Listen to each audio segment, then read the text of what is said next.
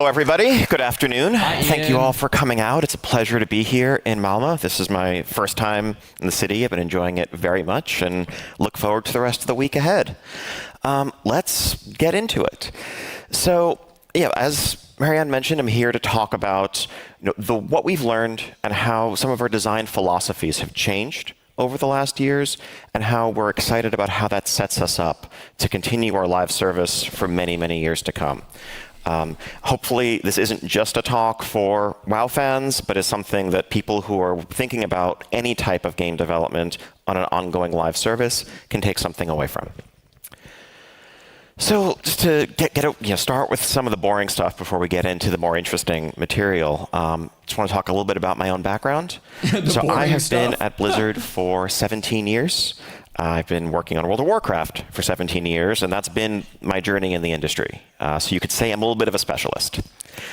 I became game director in 2016, and I was on the World of Warcraft team, though, since 2008. I started off doing systems design and encounter design, worn a lot of hats over the years, but I would say I'm probably a systems designer kind of at my core.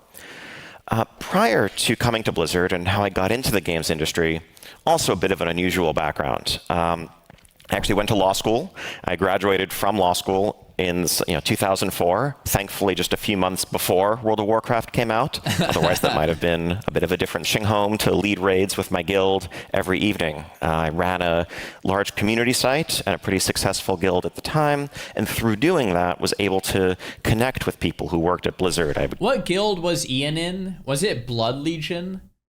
I always forget that, but he was like an OG classic WoW PvE Giga Chad. Oh, it was Elitist Jerks.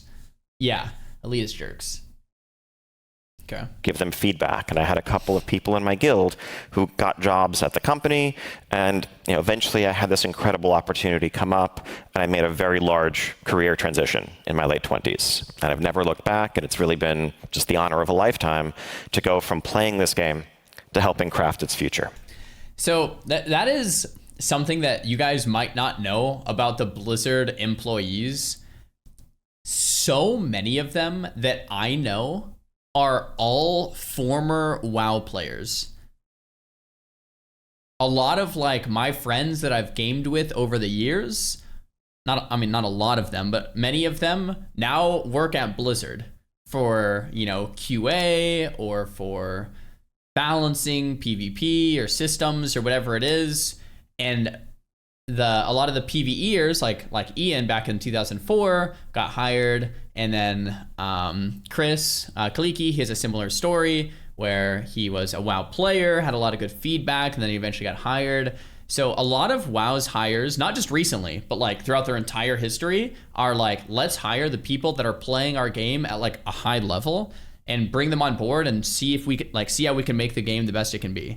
That's kind of been their philosophy, which I find really kind of funny for a couple of reasons, but primarily because you step into a job interview and they're probably so what are your in-game achievements? How many job interviews are asking you about your World of Warcraft in-game achievements besides literally Blizzard, right? It's just kind of funny, yeah. So I want to talk a little bit as well about where World of Warcraft is today. I assume everyone has just some basic level of familiarity with what the MMO is, but it's changed a lot in the last few years, and it's a very different game in some ways than it was 20 years ago when it all began. Back in 2004, there was World of Warcraft. Today, we have the continuation, the ongoing evolution of that game in the form of our War Within expansion that released last summer. That is our 10th expansion pack to World of Warcraft. But we also have a classic version of the game that we re-released in 2019 that is a recreation of that original 2004 experience, and we've continued to evolve that, offering classic versions of subsequent expansions as well. We've also had some experimental content in the classic space, adding new content, building upon that original foundation. All of these experiences have their own sub-communities, but they're all part of the larger World of Warcraft community and the World of Warcraft game that I'm going to talk about today.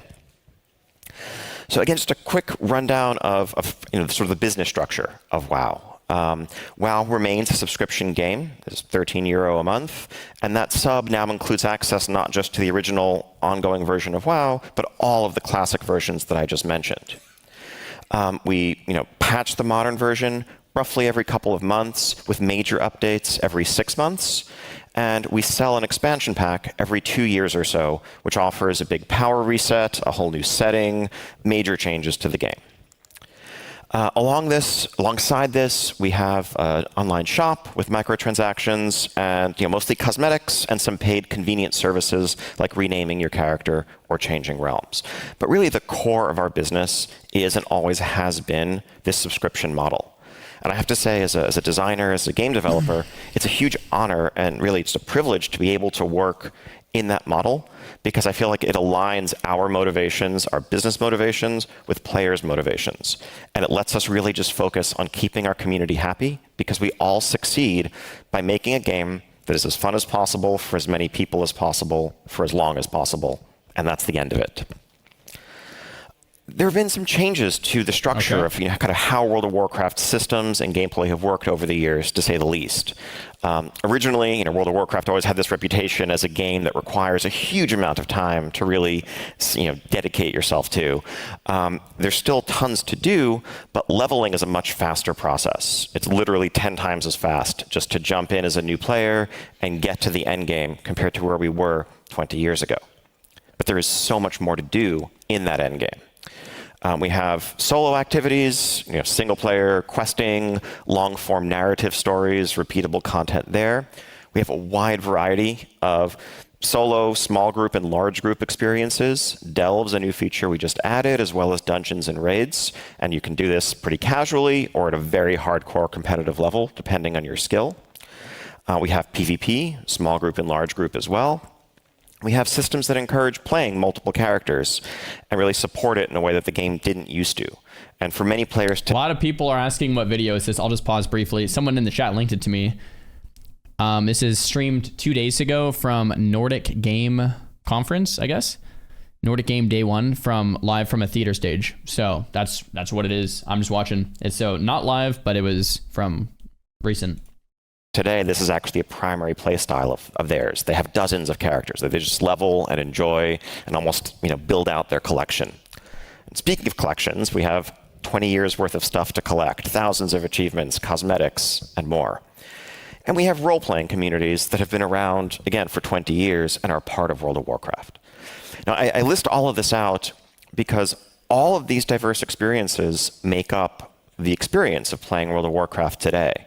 I sometimes joke that you could have a dozen serious WoW players sitting around a table. You could ask them what it is that they do in WoW and why they play it, and you'd hear a dozen different answers. And I think that's exciting and awesome when we think about maintaining a diverse living world. It also makes our lives very challenging at times, because there are so many different interests and play styles and desires that drive the feedback that we hear in the community that we need to serve. Okay, I'm getting into the meat of things a little bit. A recent change 5 years ago, I was actually scheduled to give a talk at GDC 2020 reflecting on the first 15 years of World of Warcraft and design lessons learned along the way.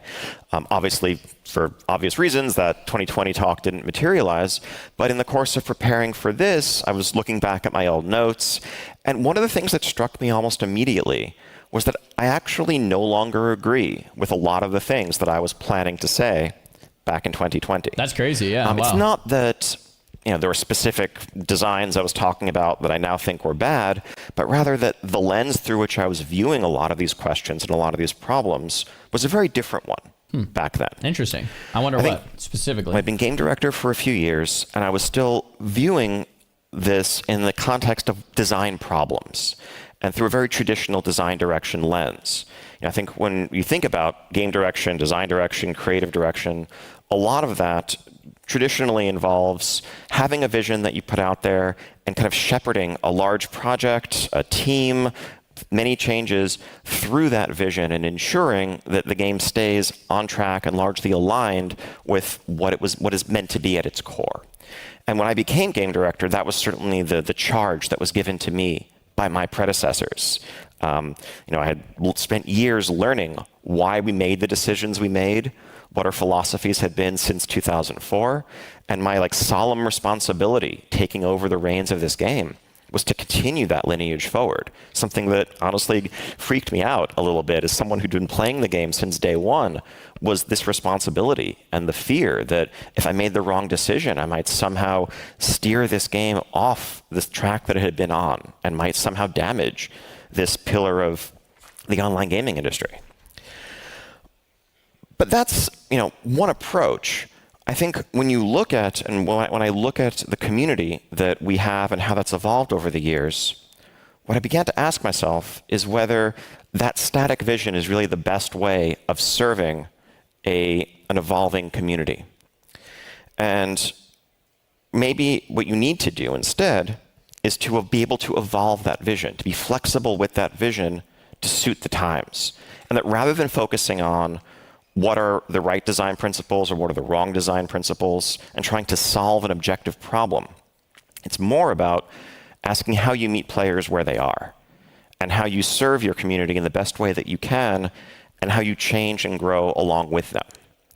And so this talk is ultimately the story of how I got from point A to point B, and that shift in perspective and what that's meant for the team as a whole that's come along on that journey. So we talked about this just recently. Someone in the chat said, I'm new to WoW. What's the difference between War Within and Classic? And I feel like Ian just summarized it very well. Classic is a traditional design direction. It's like that true vision of World of Warcraft, how it was back then. Very minimal changes. There are some changes, but very minimal. And it's this is that traditional design direction from 2004.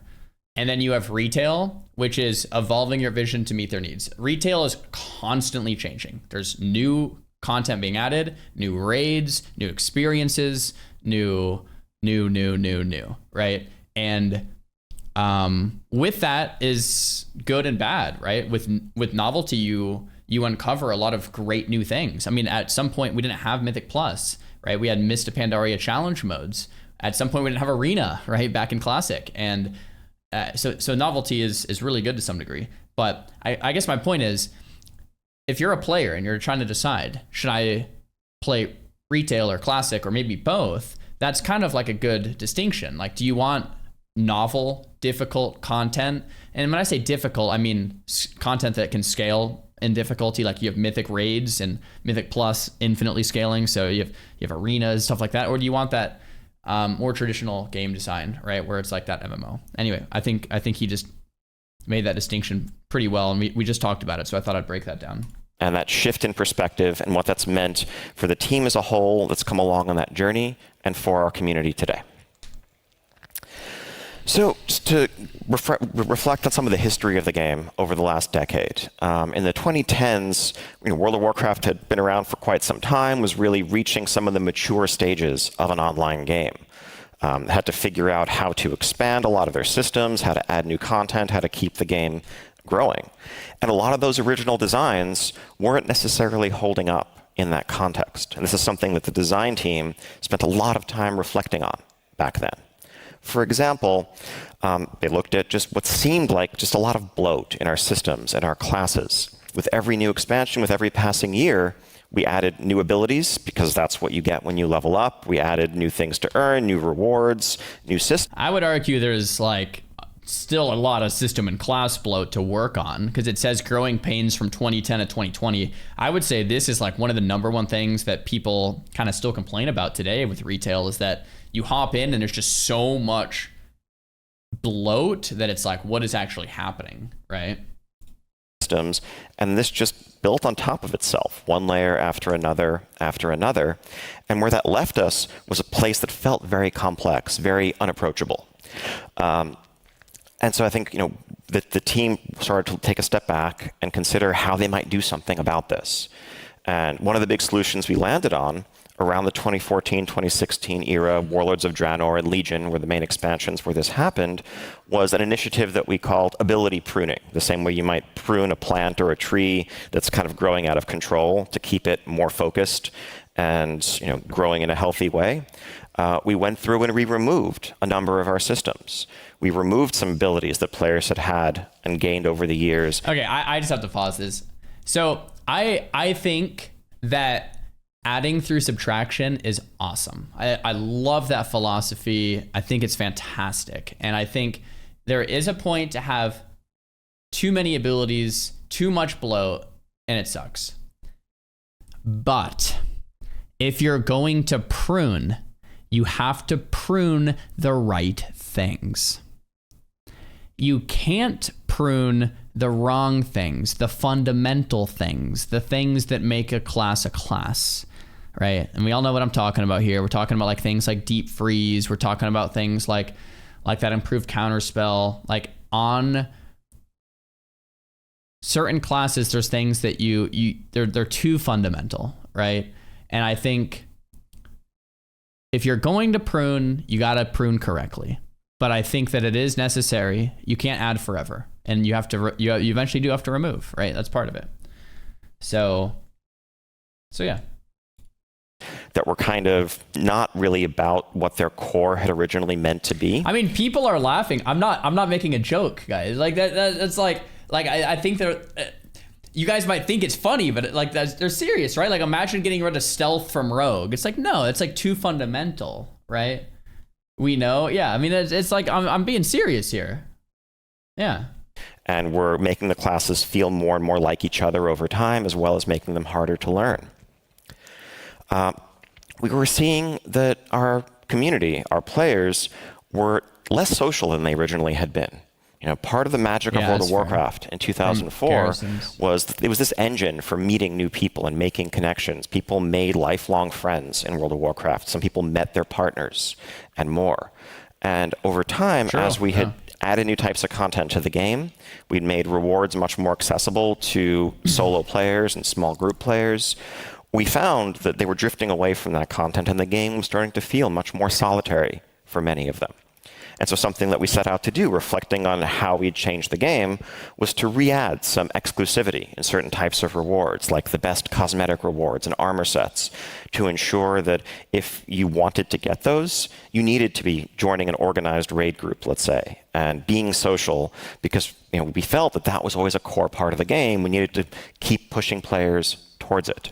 I'm curious what he's going to say next, because diminished social bonds, so players drifting away from organized group gameplay. This was in 2010 to 2020. Now they've drifted the other direction to more solo play, less organized group play, solo shuffle, blitz, pick up groups with mythic pluses, right? It's almost like the opposite philosophy nowadays, because this was 2014. So this was almost a decade ago now, right? I'm curious where he's going to go. Get another example.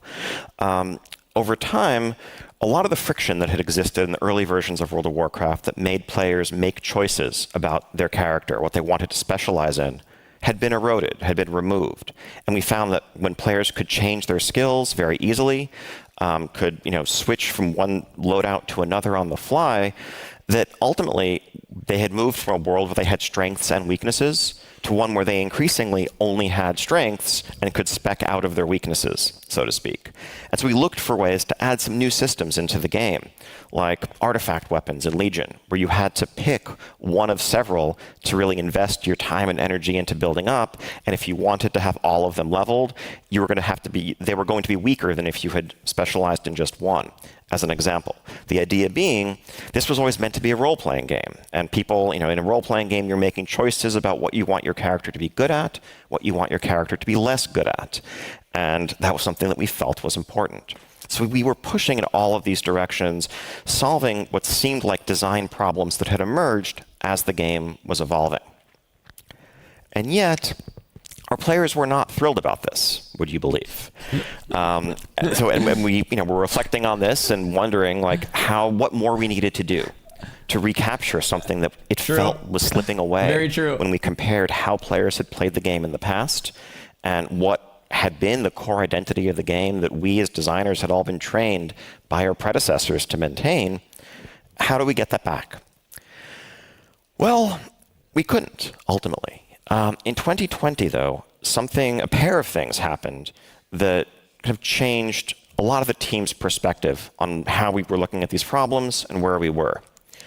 In the modern game, we released our Shadowlands expansion. And in the run-up to that, we had made some serious commitments to players that we really wanted to move back towards meaningful choice and, characters being different from one another based on your personal investment. And the community was telling us pretty loudly, we don't want this. We hear why you're saying it, but we just don't want it. At the same time, I remember that. We had this miraculous opportunity, the wonderful chance to re-release the original classic version of the game, recreated with all of its original systems. And this became this incredible, science experiment, almost a giant A/B test of sorts, where we had been theorizing that player behavior was different because we had drifted away from our vision. Well, here we had a chance to literally re-release the 2004 version of the game. And what we found was that, yes, players still love that version of the game. It's a great game, and it holds up, and it built a strong community. We also found that players playing that version in 2020 played it very differently than they had 15 years prior. Yeah, we're all much different Whereas gamers. In the past, systems like increasing costs to change your talents around had deterred players from doing that and made them say, you know what, I like PvP and I like raiding with my friends. I'm going to make a build that's pretty good at both, instead of perfect at one and terrible at the other. In 2020, players weren't okay with being suboptimal. And so they actually just spent extra hours earning the gold, grinding that out so that they could change their specialization whenever they needed to always be optimal. And they complained bitterly about it. They're like, that's super true. That's super true, right? Like back then, that's totally what it would be. Oh, I'm just going to make a custom build where I can go to my raid and do some damage, but I can also go out and world PvP after the raid with my friends. I don't have 50 gold to respec twice a week. Like back then in 2004, yeah, right. That was fine. Nowadays, no way. This is the least fun part of Classic, but we have to do it to play the game the way we want to today. In short, it wasn't that we had drifted away from our original vision or somehow failed it. It's that players had changed, and the vision was no longer serving our players in 2020, and so it needed to be updated. So a little the digression to kind of broaden this a little bit. If for anyone here who is working on or thinking about release, so it's our fault. Yeah, it's our fault. Now, he's kind of right though, right? Like we are different players than we were when we were 12 years old with no responsibilities, no house, kids, whatever, full-time jobs, whatever it is. We're completely different players. Our expectations have completely changed because of globalization, the internet, information exchange at large, right? So we have different expectations, and we're different people than we were 20 years ago. So like he is right, but it is funny the way he says it. It's a player problem, not ours. Leasing a game that will have an ongoing live service component. If you put that out there and people come to it and are playing it, congratulations, that is an amazing accomplishment. But it's also essential to realize that the moment you release that out into the world, the nature of designing that experience is transformed. Before it was released, it was your vision. It was your thing, your team's thing to craft. Once it's out there and it has become home to some number of players, it is now equally theirs. And it is their world that you need to be a caretaker of, as well as the designer of. Players will have come to the game that you made, not the one you wished you'd made. And if something's out there for a little bit, the people who are drawn to it are going to be the ones who like what that gameplay is. And the people who don't like it are going to be filtered out or repelled. Now, whether this is an entire game, it could also apply to a subsystem in a game, like a class or whatever. Pretend you designed a mode or a class that you intended to be, very tactical, methodical, slow-paced, and deliberate in its gameplay. But players came to it and figured out quickly that there was a way to play that thing that was much faster paced, and that you had greater success doing that, and that continued for a few months. The players who are doing that are presumably doing it because they like that gameplay. And if you try to change... That's not always right. Players will gravitate towards the best way to do something, even if they don't like that thing. They will level the quickest way, even if they're not having fun, because it's quicker. They will play the slow character in a fast-paced way if it's optimal, because it's optimal. It doesn't necessarily mean they like it. They're doing it because it's the best, right? And that's just gaming culture these days.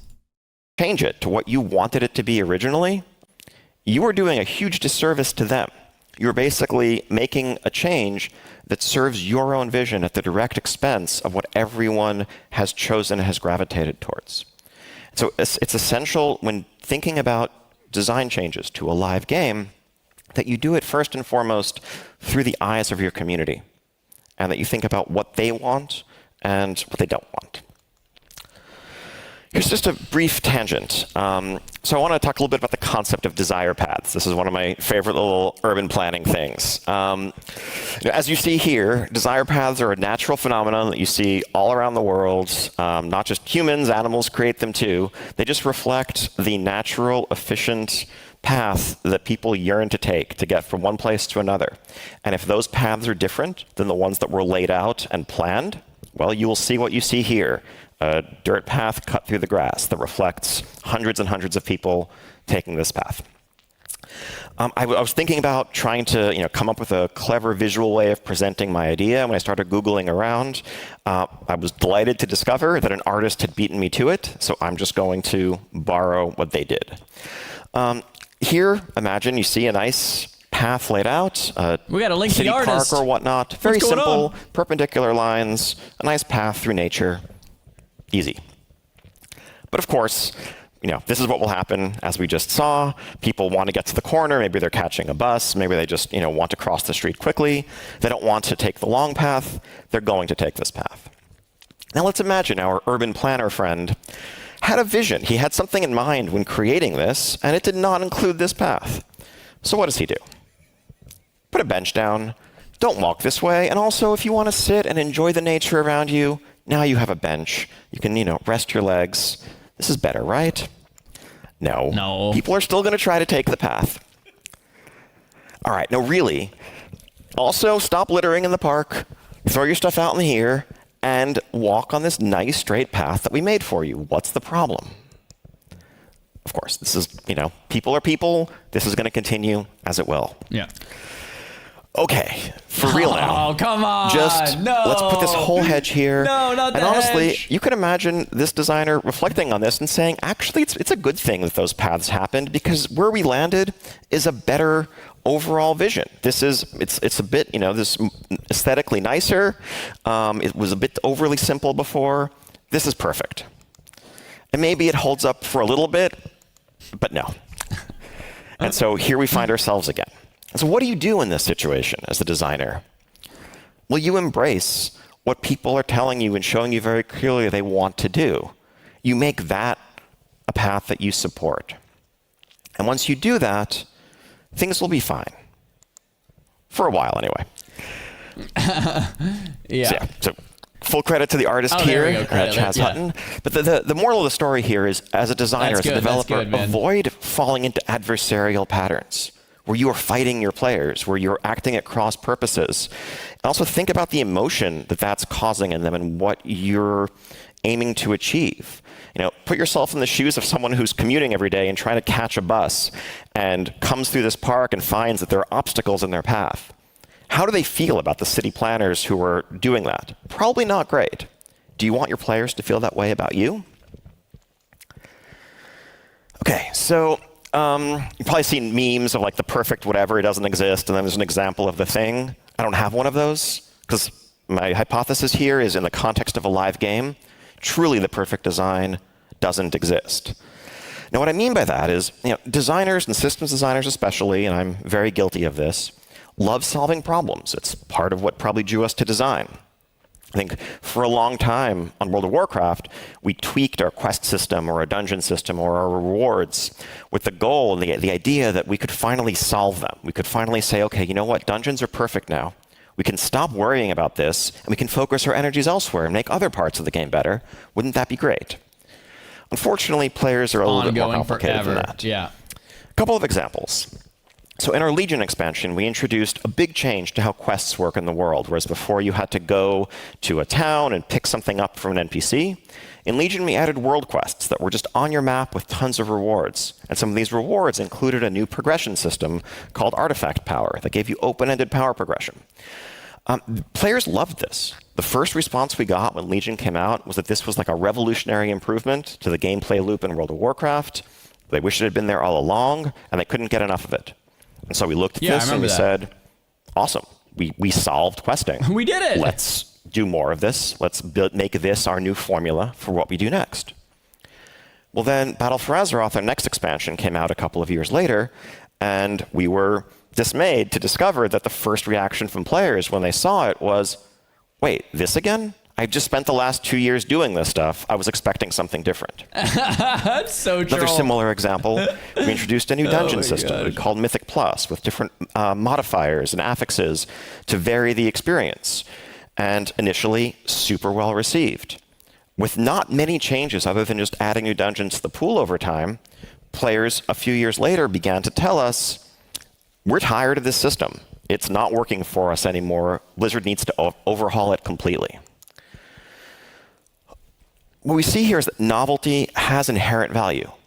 And if you're trying to come up with a single static solution to an ever-changing dynamic system that is what player psychology is, you're always going to be one step behind. WoW, for example, we went through 8 different iterations of our raid structure over the first 10 years of the game. From 40-player raids to 25, then 25 and 10, then different difficulty versions of them, then combining them, then separating them. We finally landed on 4 different versions with flexible sizes. But at the end of the day, we were changing it. Were we making it better? Like, did we land on a system, by definition, that was better than where we started because we were presumably responding to feedback and improving it? I don't think so. The system that we have today, or that we landed on after 10 years of change, actually wouldn't have worked for our players at the start of World of Warcraft. The raid scene wasn't really large or mature enough. People didn't have the need for multiple raid difficulties and multiple different sizes. We made each of those changes in response to player feedback and what we were seeing and hearing from our players as we went through this journey with them. Just because we changed from A to B doesn't mean that one is better than the other. This is really enlightening. It's a great perspective.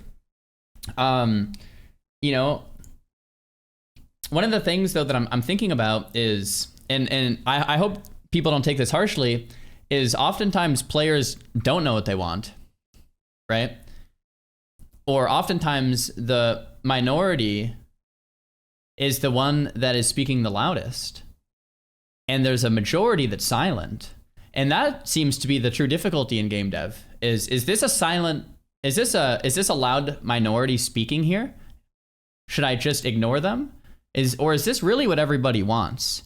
Because if you listen to that super loud minority of players, it can then destroy the game. If you have people on the forums crying about things that they really shouldn't be crying about, and you listen to them, it could actually diminish the game. And differentiating between what the majority of players actually want, which could be a silent majority, and the vocal minority of players that are screaming for like no reason is a really hard thing to do. That line is really hard to like kind of tell. It's like what's actually going on here? What do players actually want? That seems to be the issue. Right, trying to figure out what players actually want, because you can ask like, oh well, this is what the players wanted, and it's like, well, did they? Right? Did they? And that's tough. It's a little more difficult. Each was right for its time, for its place. All right, moving on. So if perfect design doesn't exist, what does that mean about balance? Well, I'm also going to say that's a challenge. Fun story from 15 years or so ago when I was a class designer working on the Death Knight class. So Death Knights have a couple of different specializations inspired by the Lich King, the iconic Warcraft character. One focuses on unholy power, another focuses on frost. And so here we see an abstraction of the player data of how much damage these two specializations were dealing in our raid content at the time. Players were very fixated on these numbers, and if you were a player of the Frost specialization, you were complaining to Blizzard at the time and saying, we are super weak, everyone's playing Unholy. I feel dumb for playing Frost. Please fix this. Please help us. And so as a class designer, I went in, I looked at the numbers, looked at a lot of data, and came up with what seemed like the perfect solution. I'm just going to bring Frost's damage up by just the right percentage to make them right about equal to Unholy. And so we rolled out these changes. Players were very excited. And what did we see a week or two later? We saw this. Frost did indeed go up to where we hoped they would, but Unholy's performance dropped significantly. Why? Well, what happened is players at the time realized that they thought that Frost played perfectly now with the changes might be a tiny, tiny bit better than Unholy. And so the very best players, the ones who cared most about their performance, the ones who crunched the numbers and min-maxed, they switched from Unholy to Frost. That helped bring Frost up, but it also made the average performance of Unholy drop significantly. And so a few weeks passed, and after that, lo and behold, Unholy players were saying, we need help, we're super weak, what's going on here? Remember, we never touched them. But the lesson here is these are dynamic systems. That's funny. That's Another great example of this from a non-World of Warcraft game, StarCraft Brood War, legendary esport. This game had its last balance patch in 1999, and then continued to be a premier esport, especially in South Korea, for decades to follow. This is data aggregated from thousands of esport level matches from I think 2007 to 2011 or so. And you see the balance between the three major factions in a PvP head-to-head setup fluctuated massively over time with no balance changes. That is super fascinating to me. 0 balance changes. This is a graph from 2007 to 2011, and the last patch was in 99. So a 4-year change in win rates between Terran, Zerg, and Protoss in Brood War with no changes. So player psychology is just changing. Like, oh, this is the meta build. This is the best build. Oh, wait, no, it's not. This is better. So it's like this constant discovering. Super cool, actually. Very cool. There were differences in the map pools that the leagues used, but most of this represented players figuring out a new strategy, that changing the meta, then people coming up with a new strategy that in turn countered that. Anyone here who's working on or thinking about? Dude, as a PvP player, like a longtime PvPer, this always happens too. You play an arena match and you go, that is unbeatable. And then like a few weeks later, maybe you figure it out or someone else figures out a strategy on how to beat it. And you're like, oh, sweet. And now everyone says, your class is unbeatable. But then like a couple more days or weeks go by and then someone figures out a strategy to beat you on your class. And then their class is now, oh, that's unbeatable. And then like this constant rock, paper, scissors that's like being created and crushed and fluctuating all the time until, eventually like many, many months down the road, you might have this concrete metagame. But then even then, sometimes there's... place Prime sub goes. Yo, thanks for priming, man. Even then, sometimes someone will discover something like a year later that was like dormant the whole time. And this doesn't happen all the time, but sometimes it does, where there's like a spec that was really good the whole time, but no one really knew it, especially in PvP, because PvP, there's no like sims. It's more of like an art. It's like, you don't really know what's good until you actually try it. You can't put it into a computer and to see what's the best. It's like, we got to figure out the strategy and see if it even works, and then try it in a 3v3 setting and then a 10v10 setting. I'm digressing, but the point is that's pretty cool. But when you point the finger at Blizzard and say, fix this because this has been OP for 3 days, sometimes I think Blizzard's just sitting there saying like, hold, let's let the players figure out a way to counter it first. Hold, boom, there it is. Okay, someone thought of a counter. Okay, now they're complaining about something new. Hold, and there it is. Someone found a counter. And this is, I think, more true in PvP games like StarCraft, like arenas, like RBGs, whatever. Less true with like Mythic Plus, PvE, raids, because, and maybe a little less true in those cases because you can sim the numbers. The numbers are the numbers. That's how it works nowadays. But yeah, I think there's like this balance of like, if we balance these things too fast, we didn't even give players an opportunity to find that counter, to then find the counter to the counter, to find the counter to the counter to the counter, right? Which is interesting.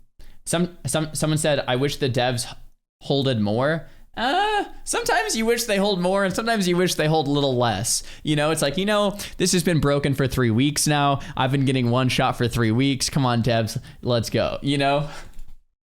PvP balance in a modern game today, if you saw a champion in a game with a 56, 57% win rate, or one with a 43% win rate, those would be like crises that needed to be addressed immediately. And yet, this continued this way for 10 years and self-corrected. Imagine what might have been different if there were a designer actively trying to balance these numbers. Again, if you're thinking about this, from the perspective of trying to find a perfect solution, you have to understand these are dynamic systems, and that may not be possible because just by touching it, you are in fact altering the problem itself. One last piece of data here. So this is a comparison of damage done by all of our different classes in our Cataclysm raid. This is Cataclysm Classic that's on live servers right now, but it's the 2012 version of our game balance and game data exactly recreated. This is the modern raid in the 11.1 patch in War Within, the Undermine raid. So that was then, this is now.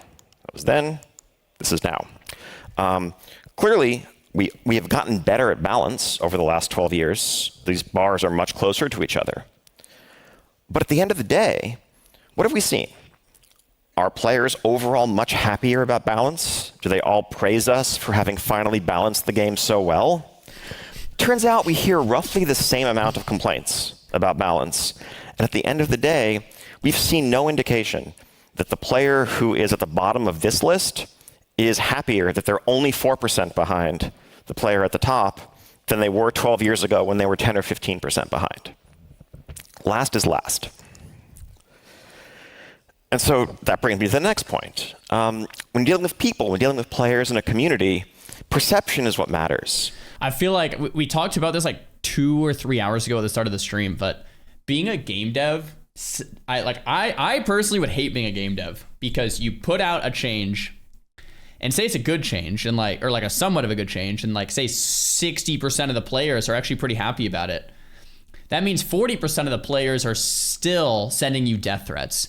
And it's like, and then say you put out a really good change where 65 or 70% of your player base is like, okay, this is great, or even 80%. The 20% is still gonna be really loud and saying that you're terrible and that you suck. And it's like, I don't know, man. That seems it's just brutal. You think about something, you put it out there, and it's like, even some of the best things, it's like people are just hating on it. It's like, oh my gosh, no thank you.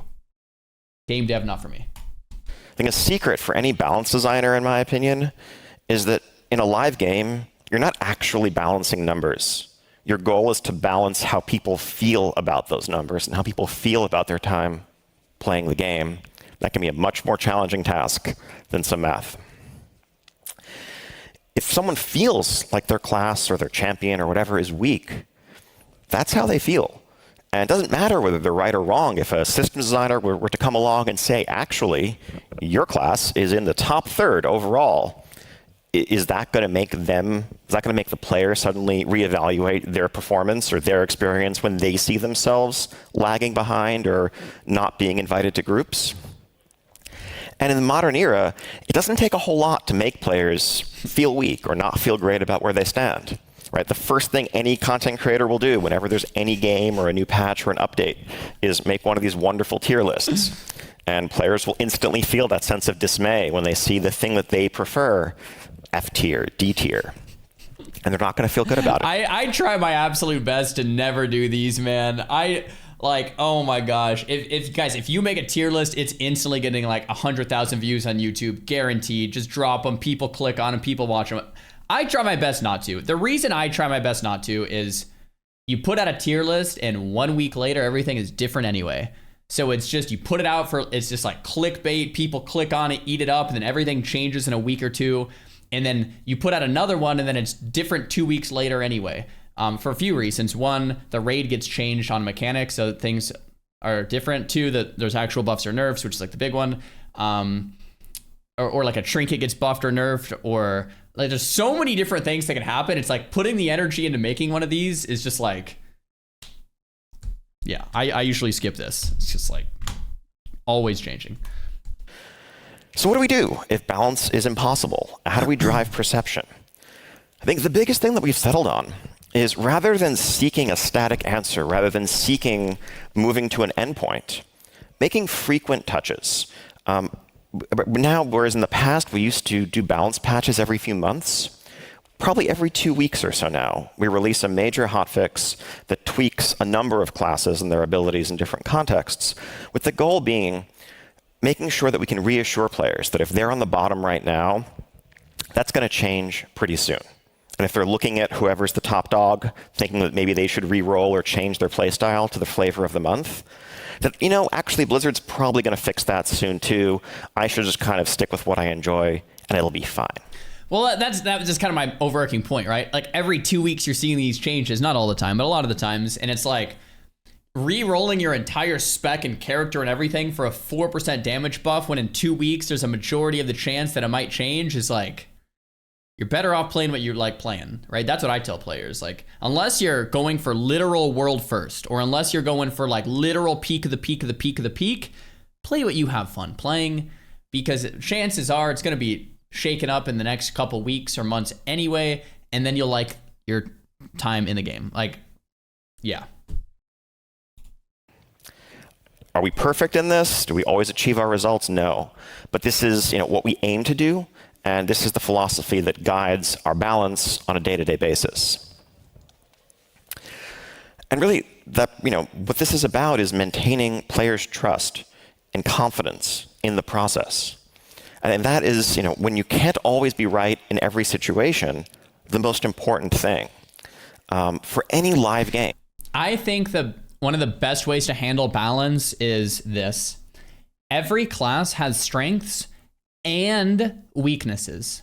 And what that means is for a certain class, you're going to have much better AoE. So in a raid, on an AoE fight, you're going to do really well. And you're on a single target fight, you might not do as well. So on each raid, you have an encounter where you feel like this is my fight, right? This is a mage fight, or this is a warlock fight. This is a hunter fight. And you get to kind of shine, right? And similarly, for class design, I like it when some classes can shine in certain areas of the game and not in others. For example, like warriors have been traditionally bad at dueling, but they're really good in PvP at like a battleground or at like an arena a lot of the times, right? So it's like, okay, my class sucks solo, but I'm really good in group. It's like, okay, you have to be able to say, I'm okay with being bad at this thing and good at other things, right? Like, I'm trying to think, like mages, really traditionally good at like AoE fights. Obviously it depends on like the patch and the expansion and the type of fight, blah, blah, blah. But like traditionally like good at AoE. When it comes to fights where you have to move a lot, like not as good as something like, I'm thinking of like in Season of Discovery, like a Ret Paladin, or like a warrior with Ashbringer where you can move. Obviously going to outperform on a fight where you have to move as a caster, right? I'm just like speaking off the top of my head, but that's okay. I'm saying there's nothing wrong with that. In fact, I think that's actually a good thing. I think it's good to have weaknesses in a class and to be okay with those weaknesses because you know that your class has strengths and those strengths are right around the corner. And that's part of creating a game that like feels exciting and meaningful because it's like, I have my weaknesses, but I also have my strengths. I get my time to shine, right? But I think it's problematic when the game design philosophy gets to a point where every class has to be good at everything. And that's where homogenization comes in. And I think that's where you start to get more problems. I think more problems work that, like, start to work themselves, or I think more problems start to arise that way when you try to balance absolutely everything in every way. And it's like, now everyone has this expectation that you need to be able to do absolutely every form of content at a peak level, every boss at a peak level, or else it's just like meaningless. And I think that's been a problem. For any ongoing game, trust is the fundamental currency of the entire ecosystem. When we ask players to spend time in our world, we're asking them to spend the most valuable thing they have, their time, with us. And I think, if you look at the discourse around whether a game is a dead game online, which is everywhere these days, I think at the root of that is players' anxiety that maybe their time is being spent in a place that in the long run will be unwise, and that they're going to regret. And certainly if it feels like a development team is out of touch and isn't going to look after their interests and isn't going to respect their time, again, why would they spend their time there? And so maintaining trust through everything we do is absolutely essential. We know we're not always going to get it right. Sometimes we're missing some piece of data. I completely agree with this. You want to make sure that your time doesn't feel like it's wasted. And now, let's piss a bunch of people off. You guys ready for this? Let's piss a bunch of people off. It just needs to be said. LOL. No, it's true though, man. Look, someone wrote this in my Twitch chat yesterday. I actually wrote it down because I thought it was so good. Someone said this. I saw the BFA video, and during it you were talking about how you know people who stopped mount farming because of Remix. That's me, LOL. I used to farm mounts all week long. Now I don't at all, because I'm just well, they'll probably release a Wrath remix, and they'll probably release a Legion remix. What a bummer for the collectors. It seems pointless when Remix is so free. I said this when Remix came out. Everyone completely hated on me. Completely hated on me. And we're starting to get more and more comments like this of like, wait, crap. And so to relate it back to what Ian just said, if you want to maintain player trust, I think things like this need to be kept in mind. All right. Player trust comes with not saying this acquisition is through this. Oh, wait, no, it's through this. That makes players feel like they're getting baited and you're swapping things. And to me, that's not a good thing, right?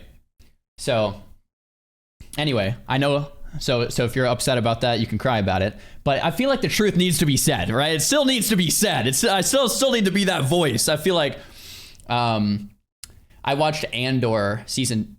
Actually, crap. I don't want to say the scene because it would be spoilers. So never mind. I watched that scene in Andor season 2 towards the end. No spoilers. No spoilers. If you saw Andor season 2 towards the end, the speech, you guys know what I'm talking about. You guys know what I'm talking about. It needs to be said. All right, I'll be the one. I'll take the hate. I'll say it. I'll say the truth. All right, there it is.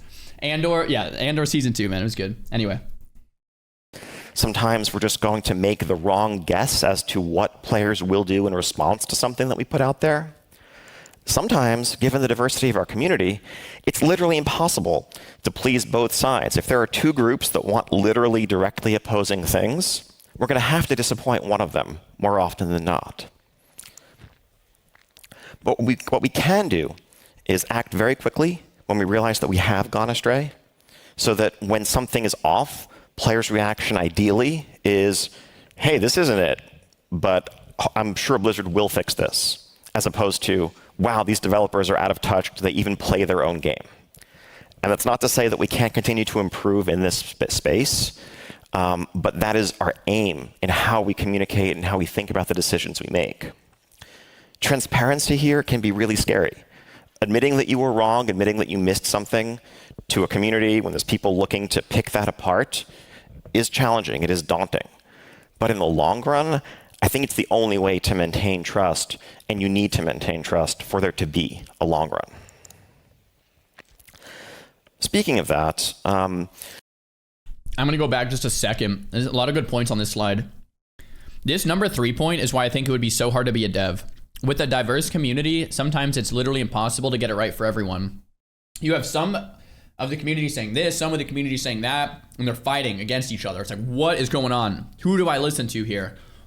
It seems really hard to get it right. Or impossible. It's impossible to get it right, right?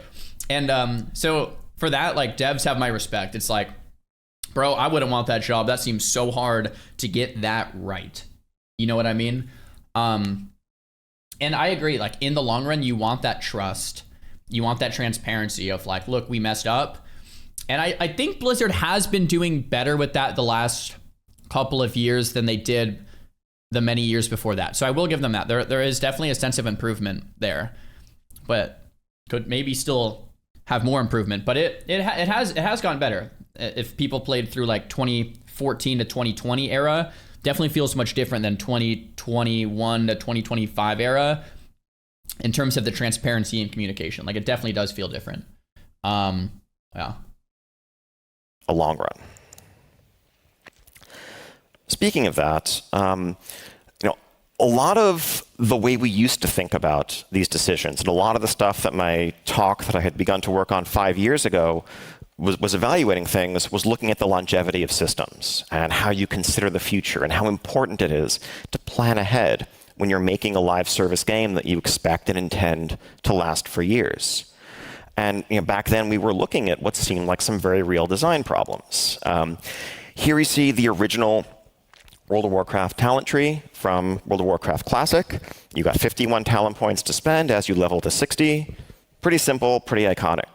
But that basic premise of getting 1 point per level meant that with each new expansion, when the level cap went up to 70, you got 10 new points. There had to be 10 points to spend things on. When the cap went up to 80, you got 10 more points. And so a few years later, our trees looked like this. And this was just 2 expansions in. And we were beginning to plan expansion 3, expansion 4, and realizing like, whoa, what do we like? At some point, the UI here is a mess. This is so complex for players. It's a nightmare to balance. This is unsustainable. We need to change the system. And so we did.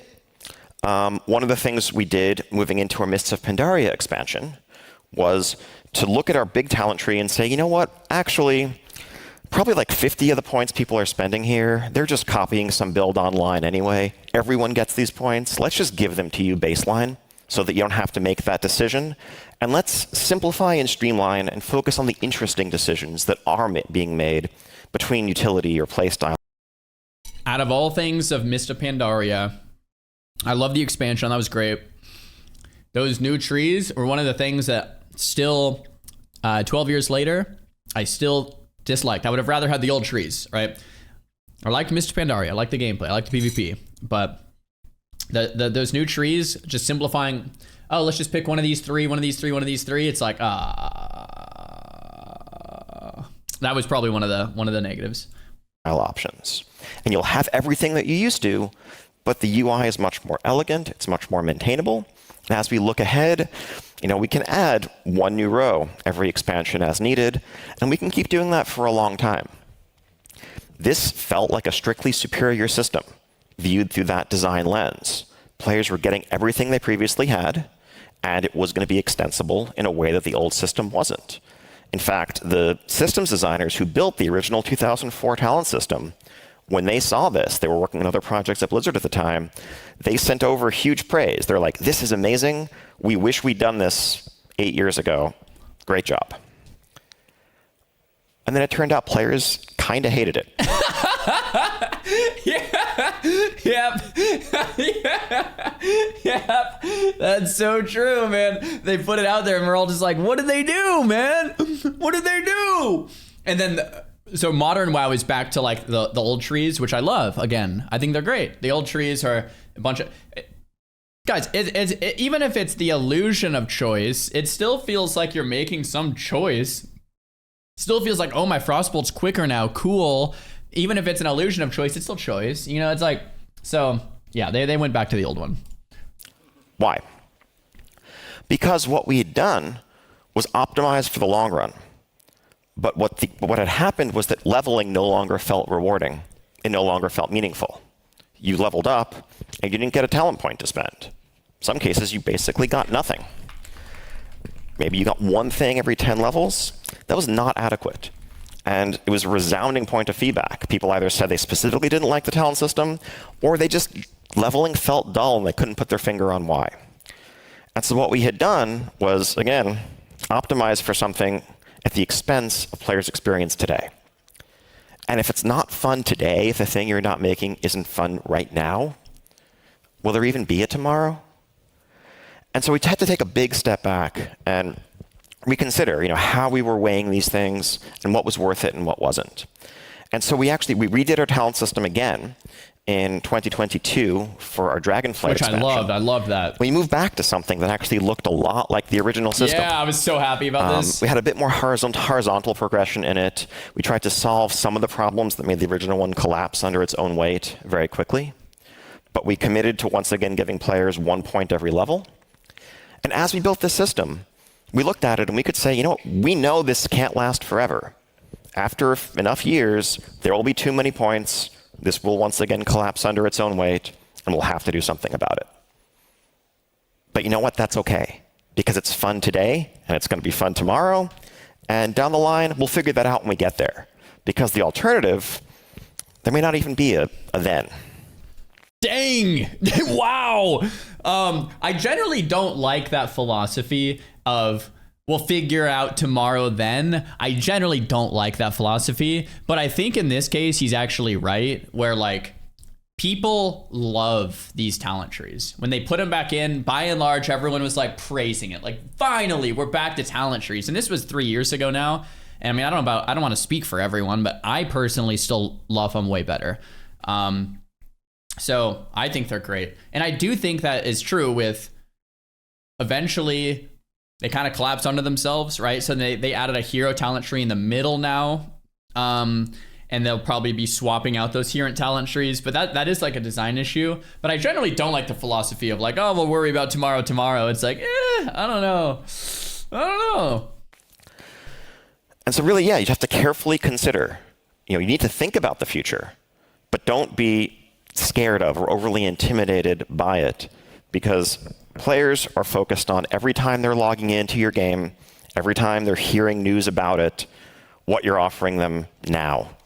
No one's having more fun today because the design elegance is going to pay off 5 years down the line.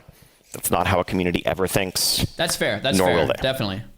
So sometimes you see the problems, but you go ahead anyway, because it's what the right thing for your community is.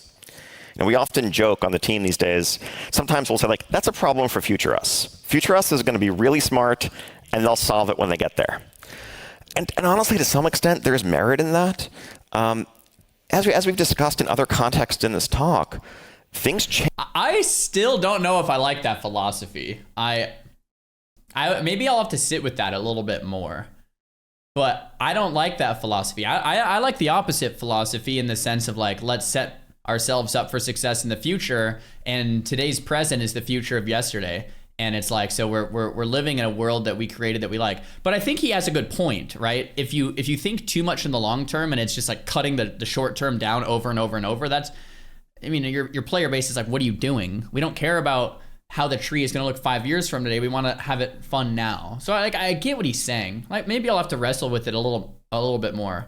But generally speaking, I'm such the opposite type of a guy. I'm like that 5 to 10 year down the road kind of a thinker. Like, what's the best choice for 10 years from now kind of a thing. That's generally how my brain works. And so for me, that thing is just like, let the me of tomorrow worry about it. Like, bro, that kind of thinking is scary, man. It gives me anxiety, right? It's like, change so quickly, so chaotically over time, that if you think you know what problems you're going to be facing 2 years from now, let alone 5 years from now. No, you guys are right. You guys are right. It's a balancing act. You can't over design for the future at the cost of your experience today. That's totally right. It's especially with in the future things change, so you'll have a new set of tools to handle the future problems, right? So I think that's completely true. I'm not trying to take away from that. I'm just saying, like, the way my brain works with my psychology, I'm just like, gives me a lot of anxiety to push things, right? You're probably kidding yourself a little bit. You're going to be facing all kinds of unexpected challenges. This one that you can see coming, that you can start planning for years ahead of time and already be thinking about, you already have a leg up with that one. So one exception to this, though. There's one area where I think it is important to really stress the future. And that is a set of decisions that I call one-way ratchets, which is like a wrench that you can only turn in one direction and it just won't, go back, like this visual here. And you think about that in terms of the player psychology impacts of certain decisions. If you are increasing the reward of something significantly, if you are removing a long-standing restriction, that's not something you can experiment with lightly. Because going in one direction and then trying to reverse it is going to leave players much, much more unhappy than where you started. You can't really take things like that away or reimpose restrictions because, again, that's not how people are evaluating. James Clear has a really good quote about decisions that can be reversed should be made quickly, and decisions that are irreversible or very hard to reverse should be made very slowly. Right? And that's from Atomic Habits. It's like, if you can go back on it, yeah, try it, see if it works. Maybe it's great. If it doesn't, switch back, be flexible, that's great. But if it's something that's gonna, screw you over, like you can't get out of it in the long run, like really make sure that's the road you want to go down, right? In life, those are things like marriage, where you live, your career, stuff like that, which technically can move, or there's divorce or whatever, but like things that are either hard to reverse or impossible to reverse are very, you want to think about those things, right? And then things that you can reverse easily, it's okay, let me make those decisions quickly and we can always course correct as we go. So anyway, that reminds me of this discussion quite a bit. The relative value of their experience today. And so to be a responsible steward of this live game, you have to move very carefully and cautiously in these situations. Again, it's not to say never do them. It's not to say never remove restrictions, never be super generous with some of your offerings. But understand that there are some things that you just can't take back. So one example of something that we're applying this to right now is the rules governing playing with opposite faction players in World of Warcraft. So World of Warcraft has had Alliance and Horde as these two opposing factions since the very, very beginning. And in the beginning, they were just the enemy, period. You could never do anything with them. You could never talk to them. If you were on a PvP server, they were just kill on sight, the end. But over time, we got more and more feedback from our players that were in large online communities that had tons of real-life friends. Hey, I'm talking to these people all the time on Discord, on whatever. Why can't I just invite my friend to my raid to play with me just because they happen to pick a different faction 10 years ago? Would that really hurt anything? And looking at this, we asked ourselves, like, would it? And maybe is the answer. There's 20 years of systems and assumptions and social dynamics built upon this system. And we can't totally predict what changing it will do. And we also know this is very much a one-way ratchet. There's no world where we could tell players, okay, you can now play with all of your friends of the opposite faction, and then suddenly decide a few months later, whoops, never mind, that was a mistake, we're going to undo it. That friend you played with yesterday, they have to tell them that you can't anymore. And flying, right? You can't take away flying anymore. It's like, that's in the game. It's a one-way ratchet. You can't take away transmog. We have collectors, right? So like, there's a lot of this stuff in the game that people are like, oh, let's go back. It's like, you can't go back. You open Pandora's box. It's staying there. It's like, it's like Lost, if you've seen Lost. You can't go back, man, right? And so what do? We move slowly and gradually in this direction. We first allowed specifically real-life friends who knew each other to play together in dungeons or raids. So if you had someone that you had an existing connection with, you could invite them to your group. That went okay. We then moved one step further and allowed those people to join cross-faction guilds. And this is continuing to this day. And players admittedly have been frustrated by how slow that pace has been. They wished we just kind of jumped to the end of the line and given them all of it right away. But I think to be responsible as stewards of the game, knowing that this was a one-way path, we had to take one step at a time, but we are continuing in the direction that our players are signaling clearly to us they want to go. And so wrapping up, meeting players where they are and serving a community, is about viewing all of these decisions through a player-first, player-focused approach. It's prioritizing player problems over design problems, doing the things that matter to them as opposed to the things that bother you, avoiding falling into adversarial design patterns with your players, staying very agile, recognizing that humans, these are chaotic systems, and you're not going to find a static, perfect solution. But as long as you're moving quickly and you're responding to what you're seeing and hearing, you're going to be closer to what is best at a given moment in time. Nurture and maintain and safeguard and do everything you can do to build trust with your community and to reciprocate it. And as you make decisions, think about the future, but make sure that what you're building is fun today and is serving your players today. So, thank you. There's a lot to cover in this last slide. I enjoyed that. I think it. I hope you guys enjoyed that with me. It helped me understand kind of. I can see Blizzard playing all of this out. I think I get the philosophy and I understand it, and it makes sense. And maybe it is the right thing. There are some notes that I would take with this last slide. So one of the first is, and we talked about all these, but I'll try to summarize it. One of the first that's scary about serving a community is one, everyone wants different stuff. And Ian mentioned this, right? It's hard to serve a community when everyone wants different stuff. And like that, so that you're gonna, when you say like prioritize player problems or, try to serve the community, meet players where they are, it's like, well, whenever everyone wants different stuff, that becomes very difficult, right? And that's fine. It's always gonna be that way.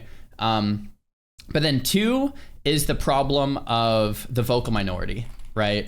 And when you have a vocal minority, you become, it's this issue where it's like, am I going to listen to the people that are crying the loudest, even if that's not what the majority wants? Because there's vocal minority, there's that silent majority that's just kind of playing the game and sitting there. How do you distinguish between the two? So that certainly seems to be an issue with serving a community.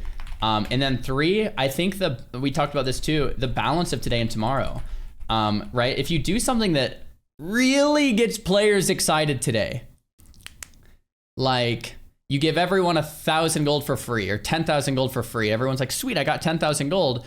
But now the price of everything goes up because there's double the gold in the economy or whatever. You see what I'm trying to get? It's not just like making people happy.